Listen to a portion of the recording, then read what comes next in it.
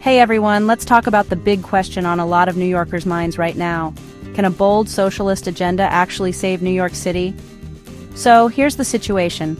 Chicago's mayor just announced the city's finances have hit a point of no return.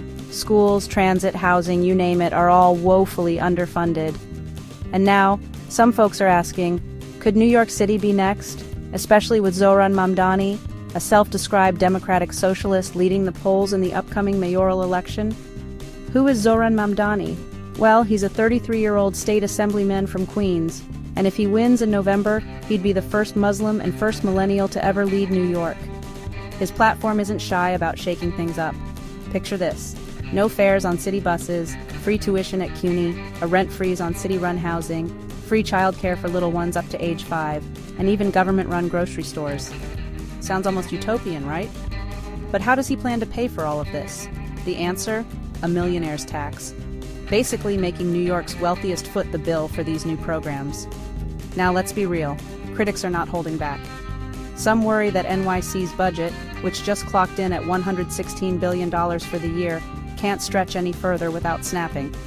They're drawing lines to Chicago, warning that a surge in spending could drag New York into its own fiscal crisis, like back in the 1970s when the city nearly went bankrupt.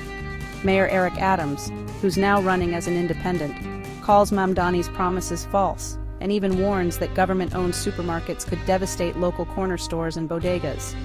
Former Governor Andrew Cuomo didn't mince words either. He says, quote, "Chicago is proof that incompetent leadership can turn a deep-dish city into a half-baked mess." According to him, Mamdani is pushing a kind of socialism that's never really worked, and what New York needs is more business, not less. And then there's President Trump, who's called Mamdani a communist. Yeah, you heard that right. Of course, Mamdani's campaign isn't just taking these attacks. His spokesperson fired back at Cuomo, saying, "Trusting Andrew Cuomo to address New York's affordability crisis is like asking an arsonist to put out a fire.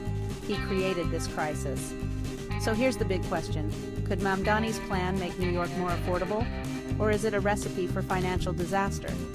Supporters see hope in tackling inequality head-on and making life less of a grind for working families. Critics, though, see a slippery slope, one that could send the city's finances spiraling out of control and hurt the very people the policies aim to help. At the end of the day, New Yorkers have a huge choice to make this November. Do they double down on the status quo, or take a leap with a bold, untested vision for the city's future? Either way, what happens here could set the tone for cities across the country. So what do you think?